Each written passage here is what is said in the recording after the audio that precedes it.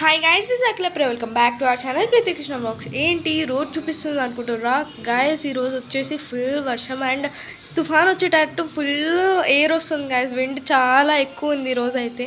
చూడవచ్చు ఎట్లా ఊతున్నాయో చెట్లు అయితే మొత్తం. కానీ ఈ లొకేషన్ అయితే చాలా ఇష్టం గైస్. నేనైతే బయటకు వచ్చిన అనమాట. సో ఇక్కడ చూస్తే నన్ను కూడా నెట్టేస్తుంది గైస్ ఈ విండ్ అయితే.